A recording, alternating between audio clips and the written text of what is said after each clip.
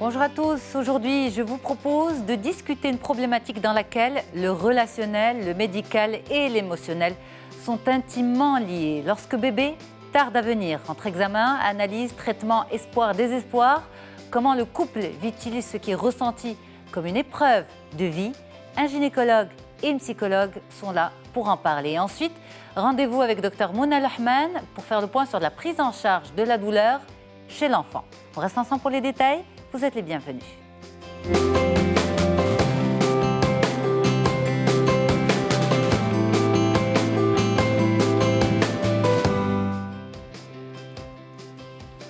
Lorsque bébé tarde à venir, on en parle aujourd'hui avec deux spécialistes, Dr Wassim Senhaji. Bonjour docteur. Bonjour. Merci d'être avec nous sur le plateau de l'émission. Je vous remercie. Vous êtes gynécologue spécialiste du traitement de la stérilité du couple. Et Ptissem Benjouloun, bonjour. Ptissem, c'est un plaisir de vous avoir. Merci. Vous êtes psychologue, thérapeute du couple. Merci beaucoup d'avoir fait le déplacement pour cette thématique. Alors, pour commencer, docteur, on va, pour les téléspectateurs bien sûr, essayer de comprendre ces différentes appellations.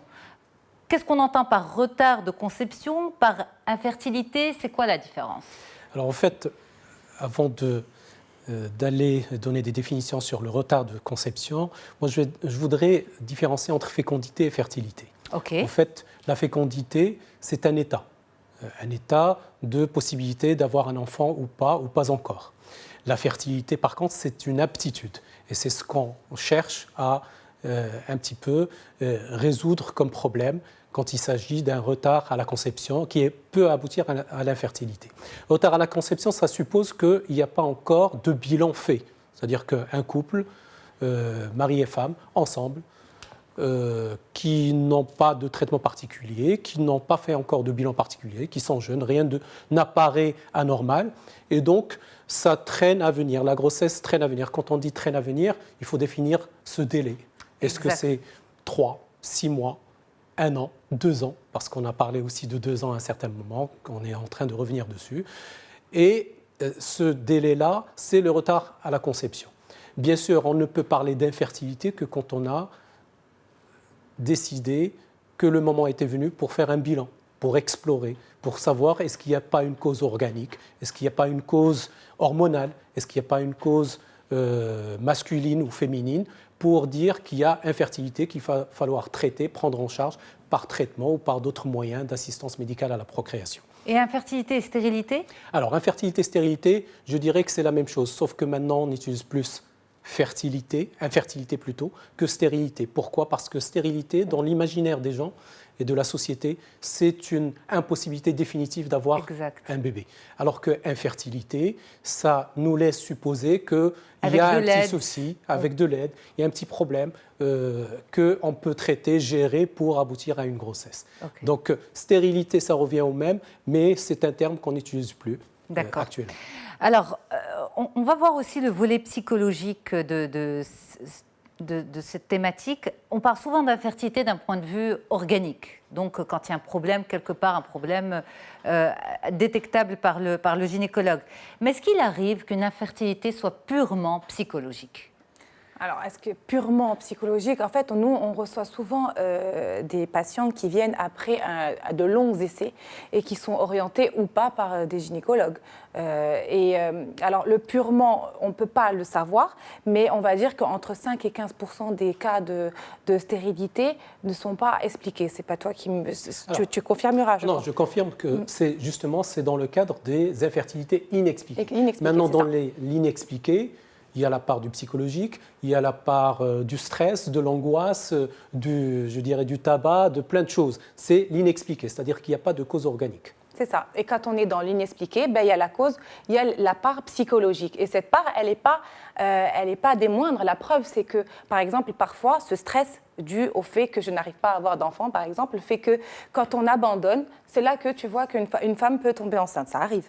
Il y a des fois où, une fois qu'on a décidé, on a fait le deuil et on va adopter un enfant, au moment de cette procédure d'adoption ou après qu'on ait adopté un enfant, la femme, elle peut tomber enceinte. Donc, c'est bien la preuve qu'il y a aussi des raisons psychologiques au fait qu'il y ait une stérilité.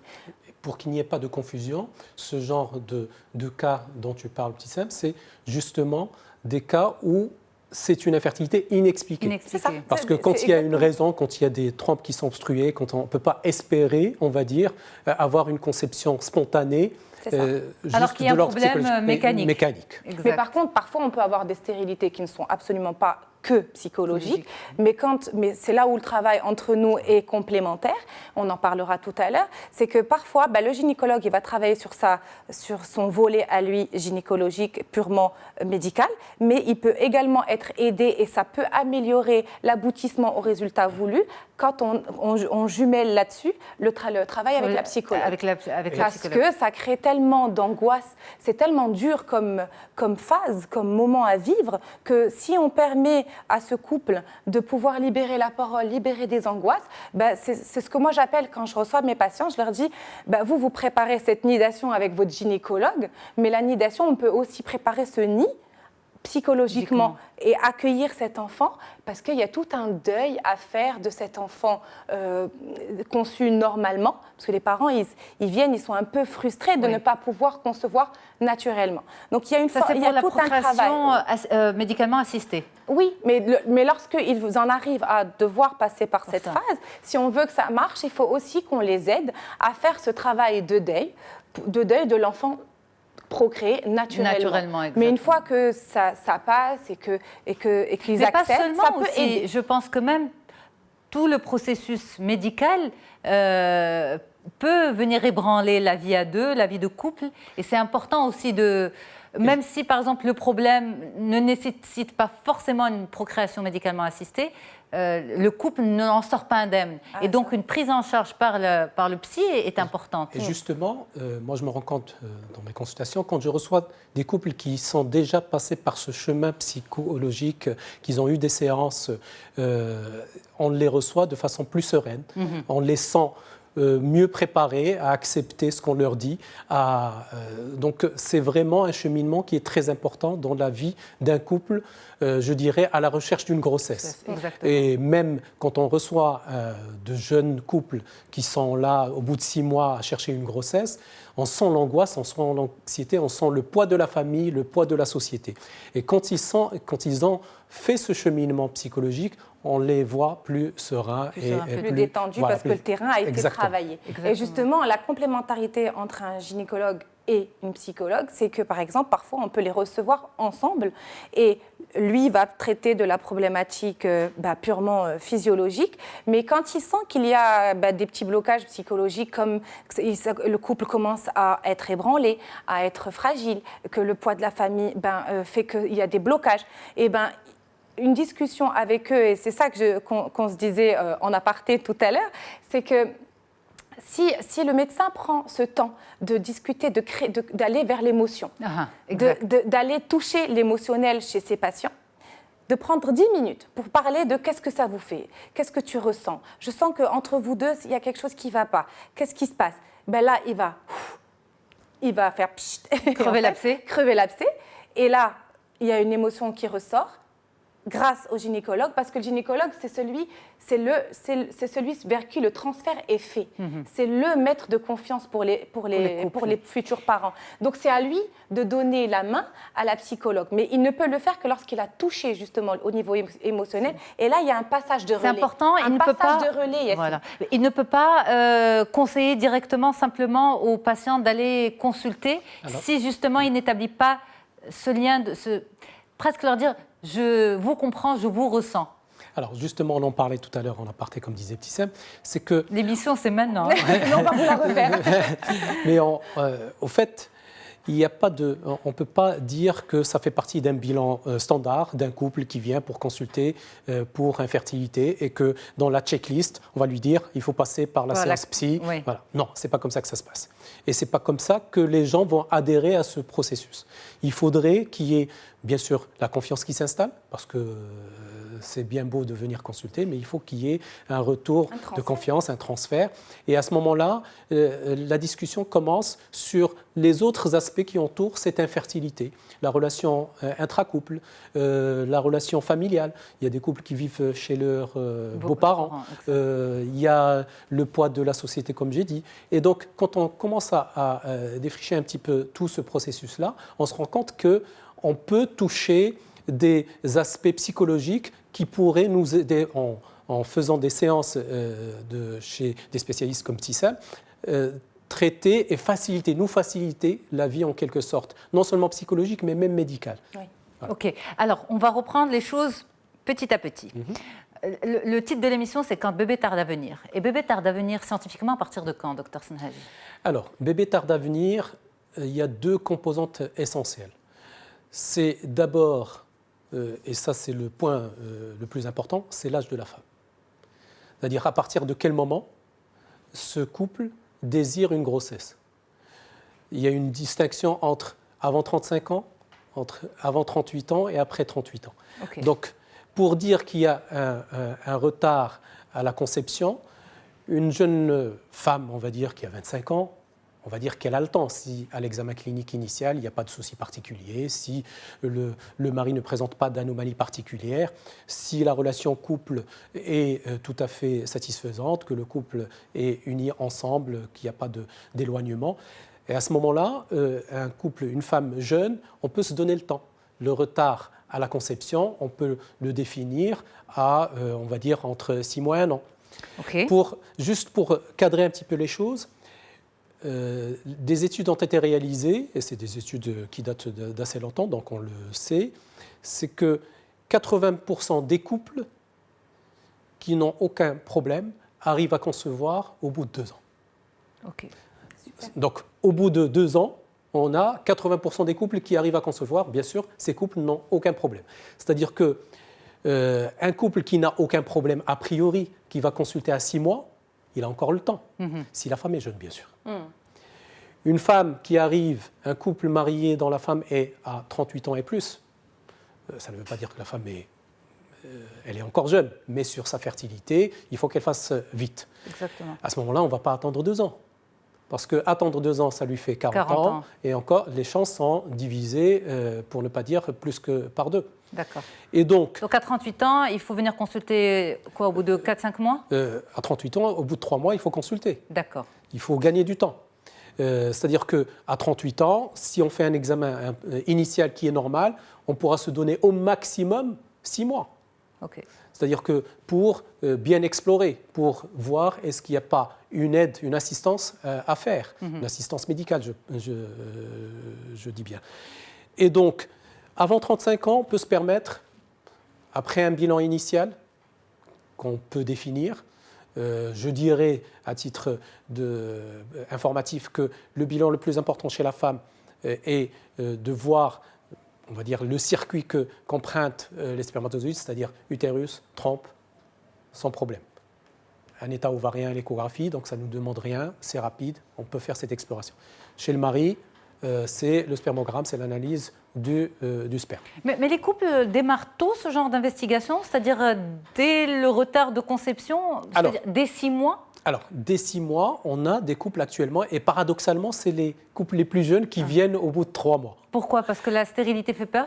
Parce que la stérilité fait peur, parce qu'on leur a conseillé de ne pas prendre la pilule, parce que si on a pris même 1 mois de pilule, on a la hantise de est-ce que ça va bloquer chose qui est fausse. Et donc, ces couples jeunes, à la rigueur, sont en hâte, et on est dans une société où actuellement, je veux un bébé, c'est tout de suite, c'est le mois prochain. Je programme, j'arrête la pilule ce mois, et donc... Je suis supposée tomber enceinte le mois prochain. Parce que mon accouchement doit se passer en été. Donc, je caricaturise, mais c'est une réalité. Mais c'est là où le bas blesse, c'est parce qu'aujourd'hui, effectivement, ces jeunes, ils sont dans la maîtrise, ils veulent, il n'y a pas de lâcher prise, et donc du coup, il faut leur faire accepter les petites frustrations de ça ne vient pas quand tu veux, comme tu veux, et au moment que tu veux. Donc il y a tout ce travail à faire. D'abord, c'est lié à cette génération qui est dans l'empressement, tout de suite. Mais... ça crée quand même un stress, parce qu'au départ, ils arrivent, je ne veux pas prendre la pilule, etc. Mais après, ils sont pris dans le jeu, et ça crée un stress, et ça crée une certaine dépression chez la femme. Enfin, on rentre dans un cercle vicieux qui est énorme. Il y a aussi, si vous permettez, on n'a pas d'études scientifiques exactes peut-être, mais on parle de plus en plus de retard de conception et d'infertilité. On en parle de plus en plus. Oui.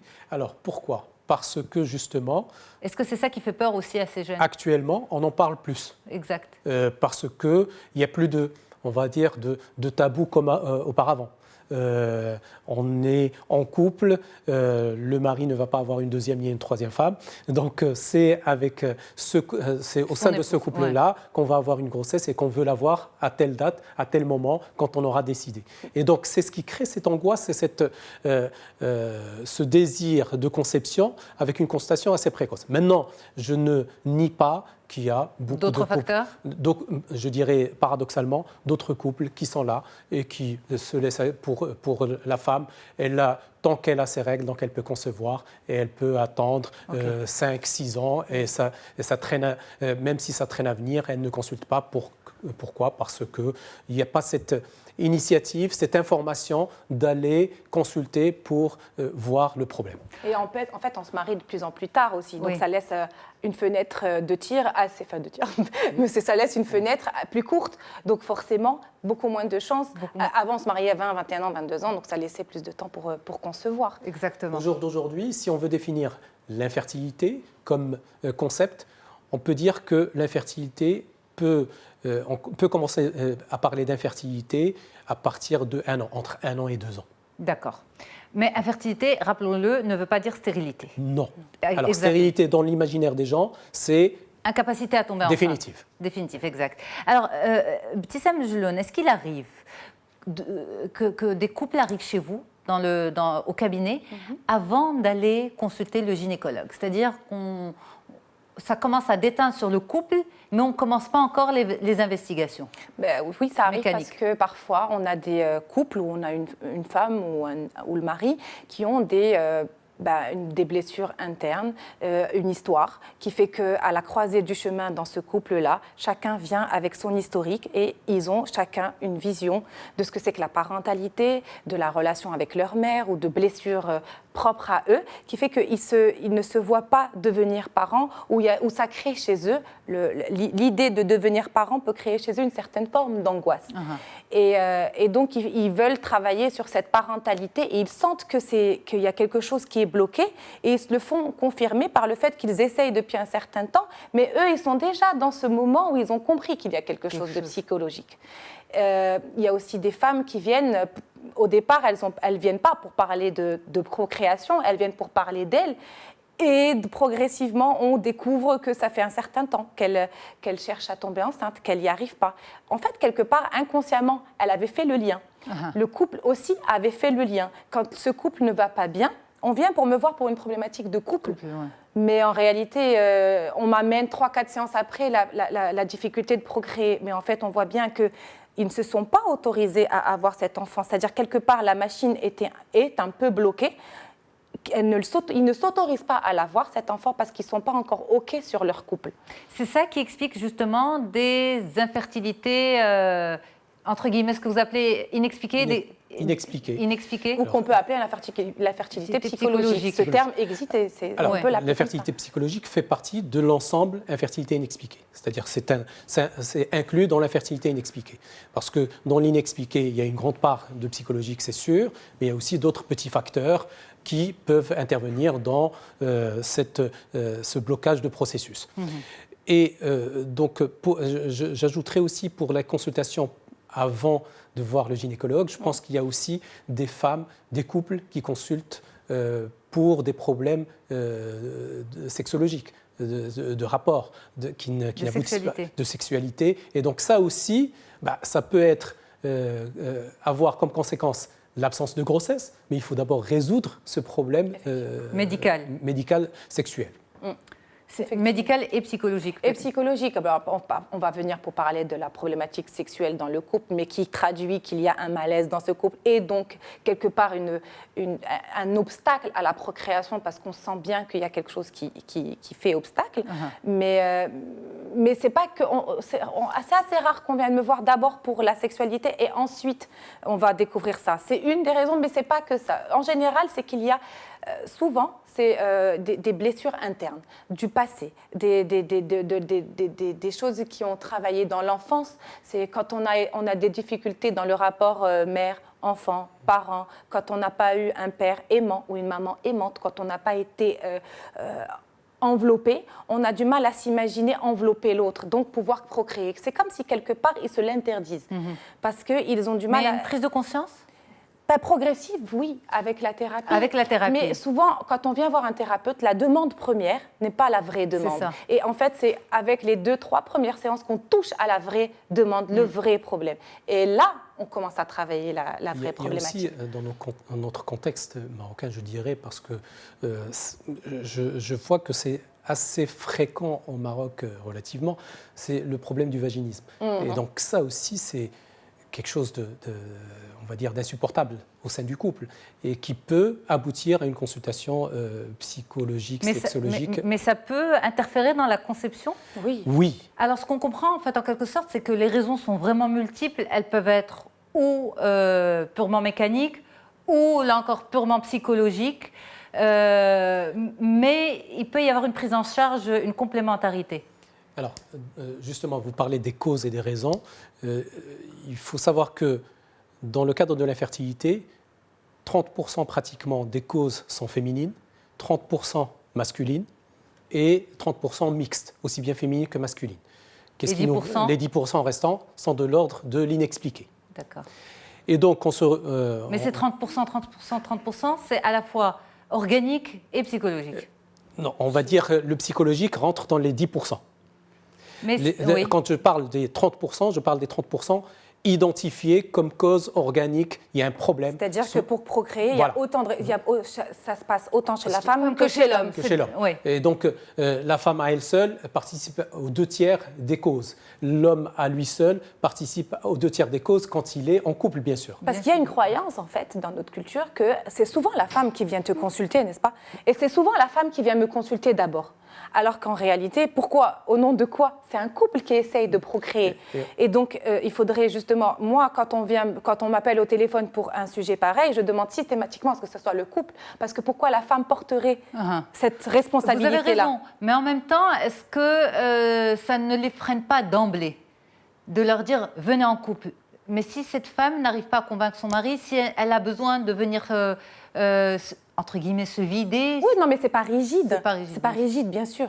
On est ouvert. Bien mais sûr. On explique que on peut pas... Si je l'accueille, elle, toute seule, je valide le fait qu'elle pourrait être la seule responsable de cette infertilité.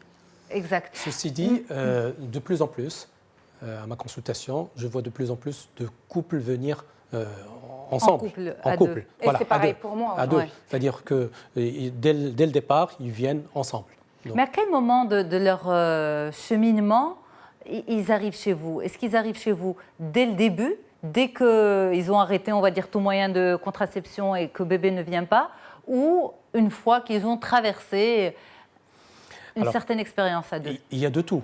Et malheureusement, aujourd'hui au Maroc, on peut dire qu'il y a un retard à la consultation dans le cadre de l'infertilité. Toujours. Toujours. C'est-à-dire que malheureusement, on a des couples qui arrivent chez le spécialiste au bout de 5-6 ans de vie commune sans avoir fait ni bilan, ni exploration, ni rien du tout.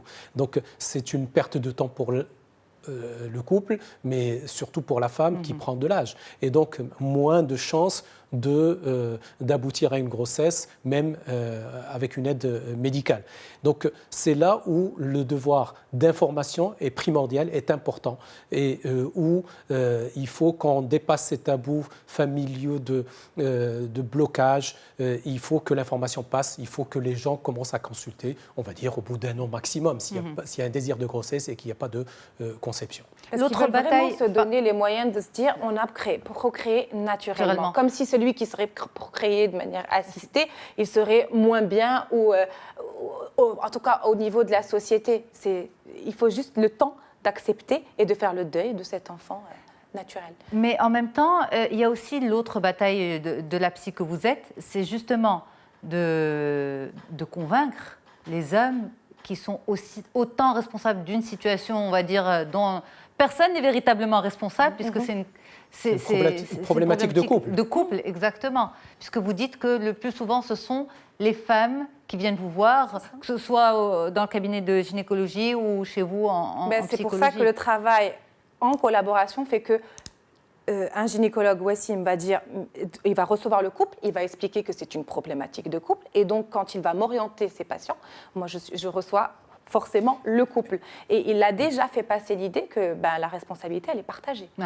Et d'ailleurs, on a déjà initié ce processus de travail en collaboration, de multidisciplinaire, et qui nécessite encore plus d'efforts parce qu'on est au début de notre processus et il faut qu'on insiste sur ça, le rôle psychologique. Ça nous aide, nous, en tant que médecins techniciens, et ça permet au couple d'aborder ce sujet de façon plus sereine. D'autant plus que tous ces tests, tous ces examens, tous ces essais peuvent venir également ébranler le couple et on va en parler juste après une courte pause. À tout de suite.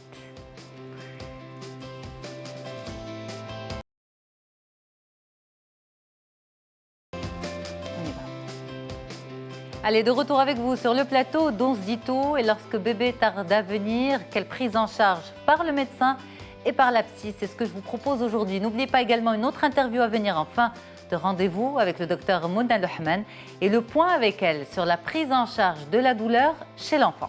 Alors, on a beaucoup parlé du volet psychologique pendant la première partie de l'infertilité. Et là, on va parler vraiment du volet médical. C'est-à-dire techniquement, vous en tant que médecin, docteur Senhaji, qu'est-ce que vous mettez en place dans vos investigations lorsque vous avez un couple qui vient pour un retard de fertilité? Alors, justement, un couple qui vient pour un retard de fertilité, c'est-à-dire qu'il espère et qu'il cherche à comprendre le pourquoi de ce retard. Alors, le pourquoi de ce retard, il peut être orienté en fonction, et je l'ai déjà dit, en fonction de l'âge de la femme surtout.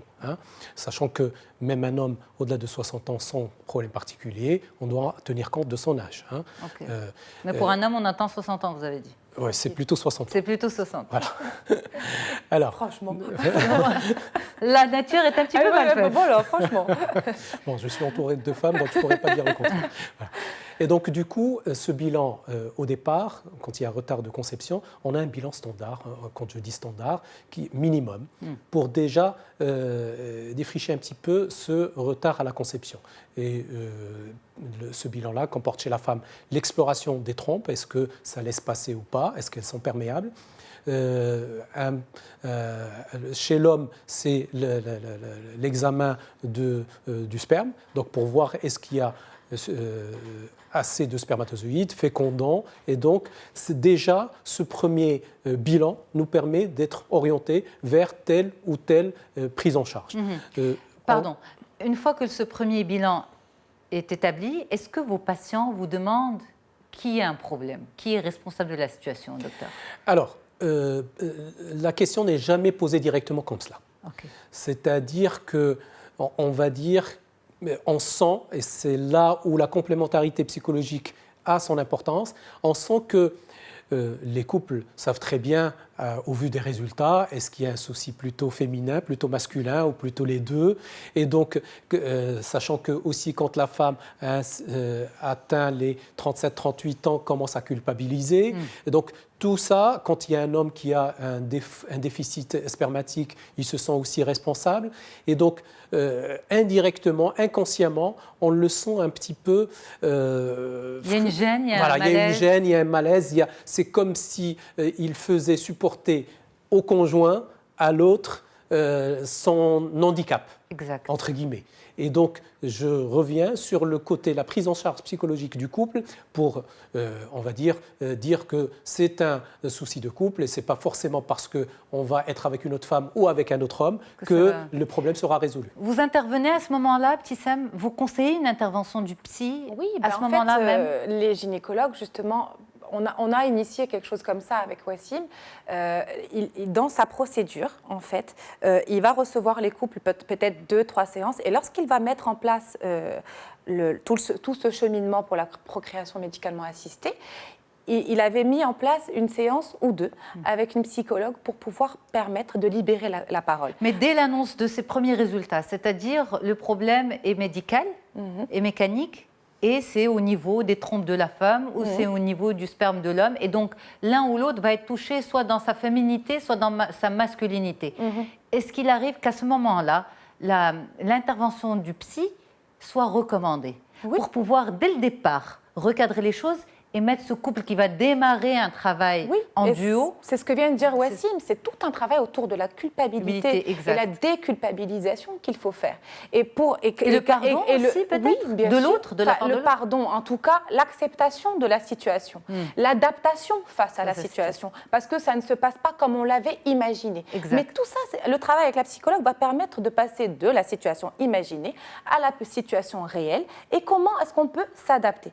Et ça demande la culpabilité, oui, mais il y a aussi peut-être de la part de l'autre une forme d'indulgence, celui qui n'a rien. Oui, mais tout ça, c'est aussi dû, et ça sera fait grâce à l'union qu'il peut y avoir dans le couple. Est-ce que ce couple est solide? Comment faire pour qu'il reste solide? Et si ce couple n'est pas solide, s'il est déjà fragile, cette phase va être très difficile à vivre. S'il est soudé, ça se passe plutôt bien. Mais est-ce qu'on recommande une séance avec la psychologue pour ça? Oui. Comme ça, au cas où, c'est toujours par prévention, au cas où il y a une forme de culpabilisation de l'autre, qu'on la désamorce. C'est déjà très bien, parce qu'on ne perd rien finalement. C'est vrai, mais en même temps, je ne peux pas m'empêcher de vous poser cette question, parce que nous, quand on fait une émission, on l'a fait pour le grand public, et donc on l'a fait pour toutes les bourses. Aujourd'hui, la procréation médicalement assistée nécessite énormément de frais, et on pensait jusque-là uniquement au volet purement médical et technique, et là, on se rend compte que le volet psychologique est extrêmement important. Je vais répondre à ta place. Il avait intégré dans tout le forfait, en fait.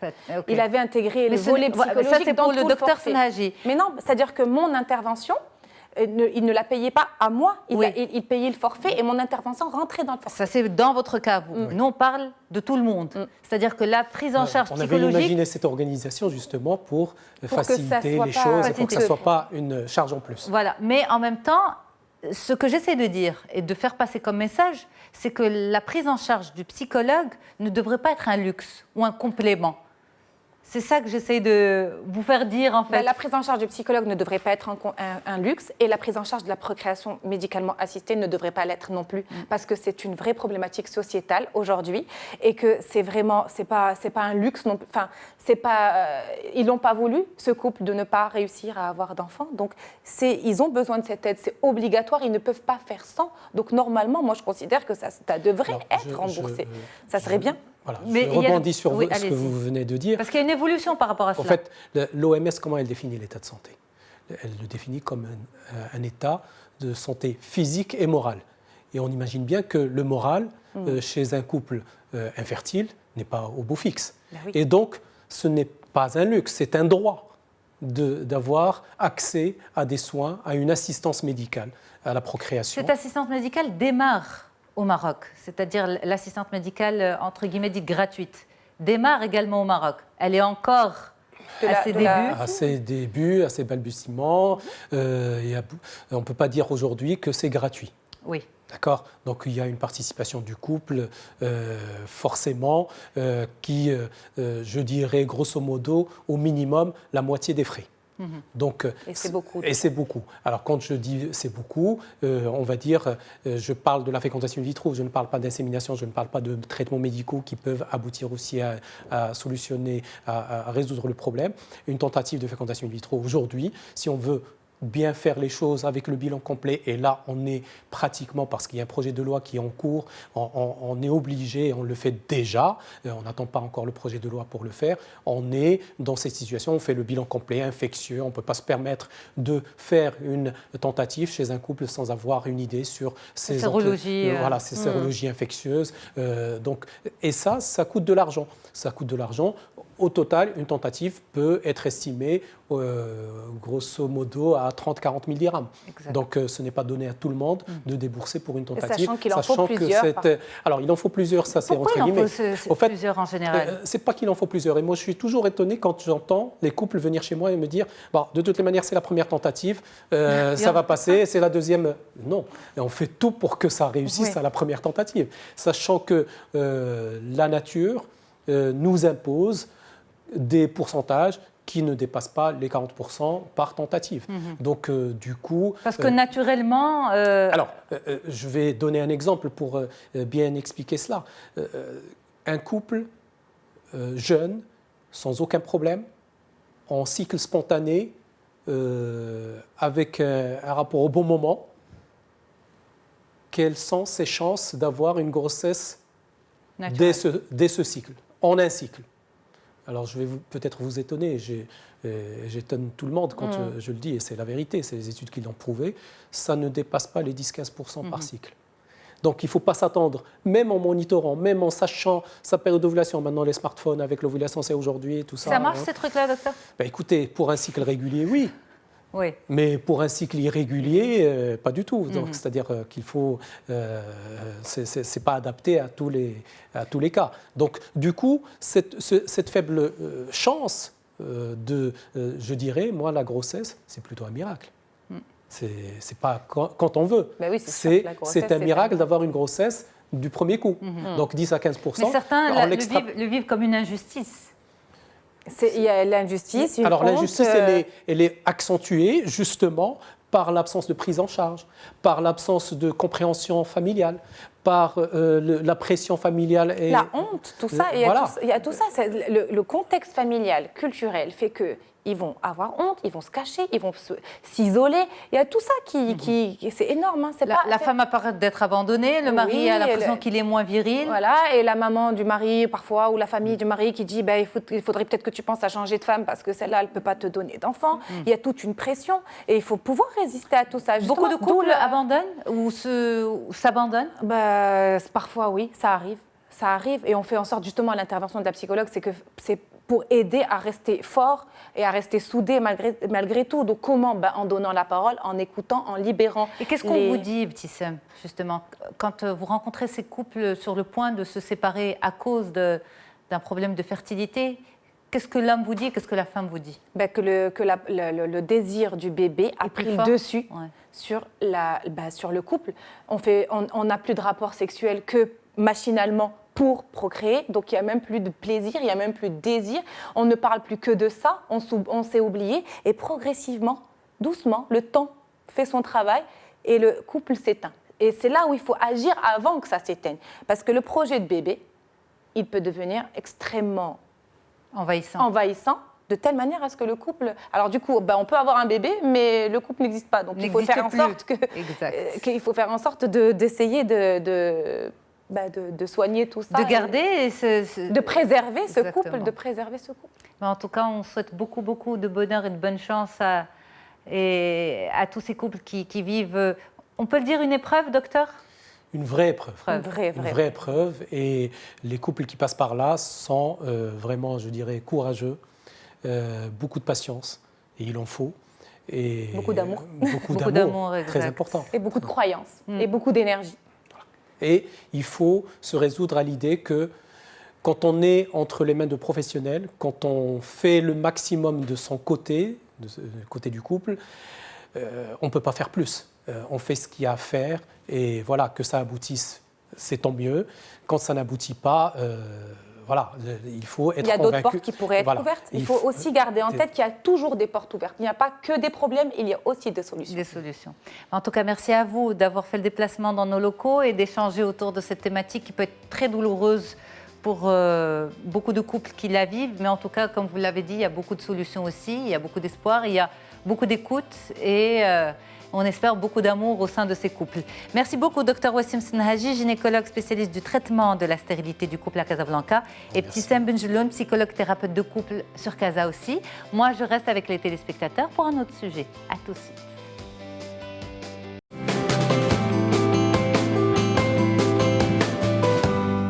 Et on enchaîne cette fois-ci avec un autre sujet. Nous allons faire le point sur la douleur chez l'enfant, la prise en charge de la douleur plus précisément chez l'enfant avec vous, Dr Mouna Louhaman. Bonjour docteur. Bonjour. Merci beaucoup d'être là.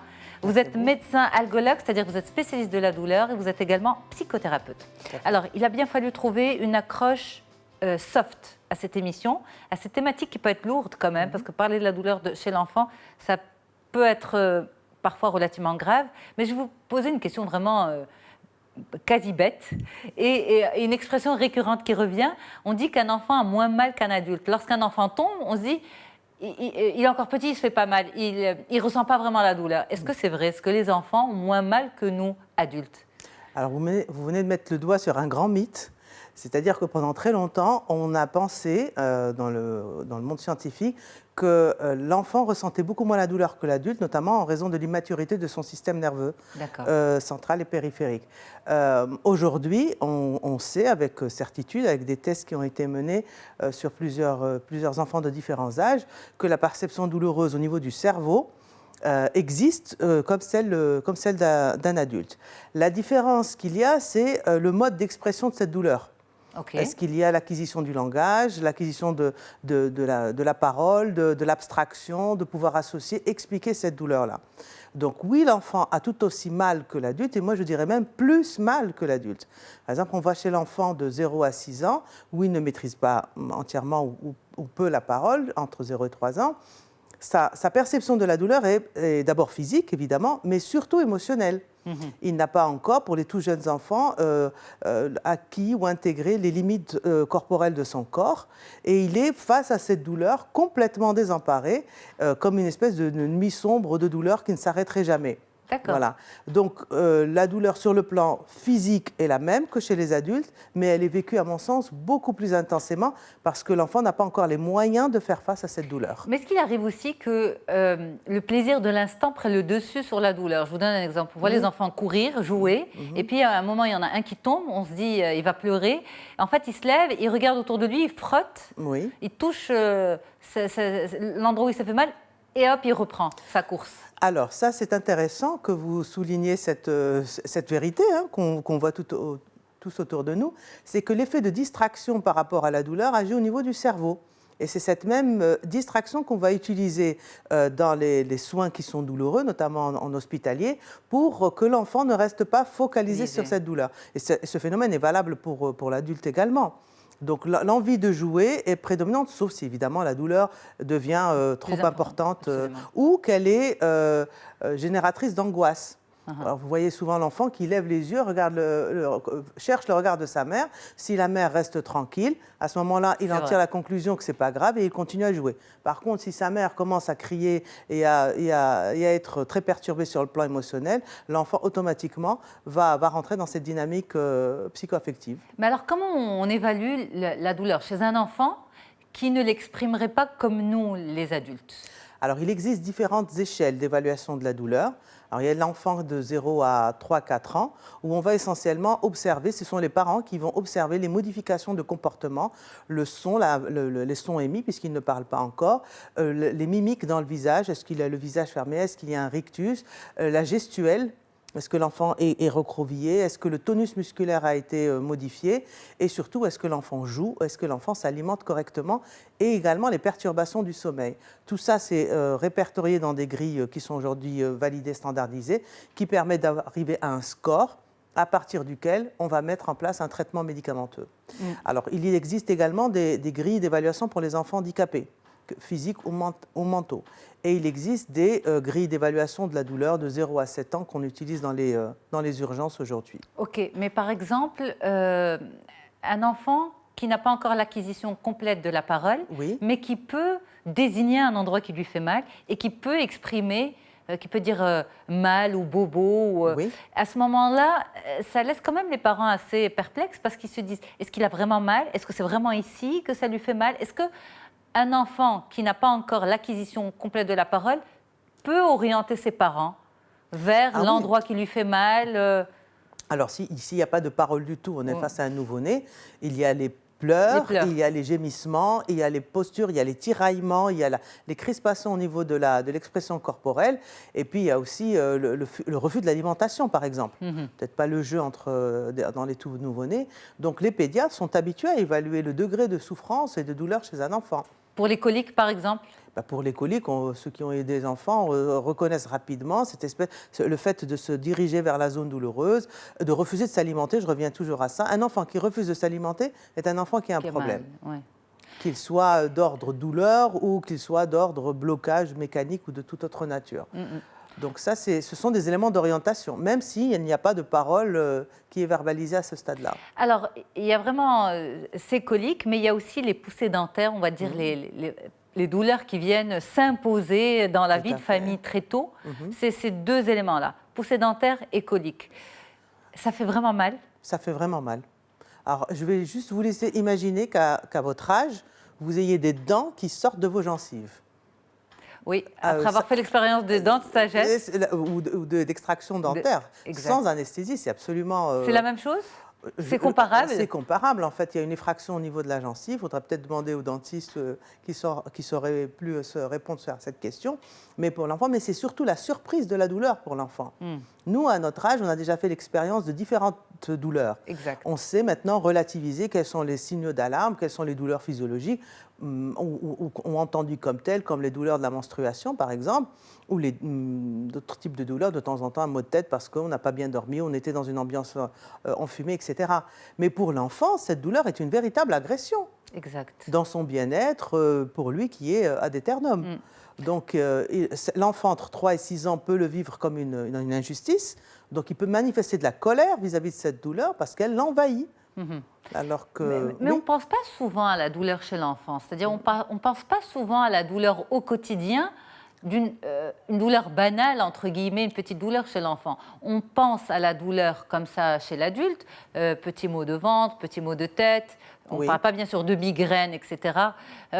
Mais chez l'enfant, on pense qu'un enfant n'a mal que lorsqu'il se fait vraiment mal. On ne pense pas qu'un enfant peut avoir ces petites choses de l'adulte aussi. Ce n'est pas un adulte en miniature, bien sûr. Mais... Non, tout à fait. L'enfant est un être complet, à part entière, qui est en phase de croissance et de développement.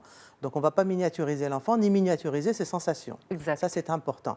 La question, c'est qu'on est encore conditionné par le fait que l'enfant devrait avoir moins mal. Bien que les études scientifiques sont aujourd'hui probantes, l'enfant a tout aussi mal, sinon plus mal.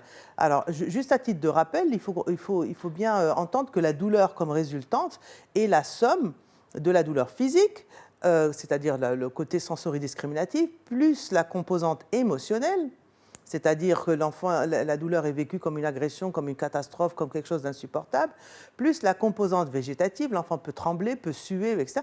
Il y aurait peut-être moins la composante cognitive, c'est-à-dire la réflexion que nous pouvons nous faire par rapport à telle douleur, est-elle grave, n'est-elle pas grave, etc.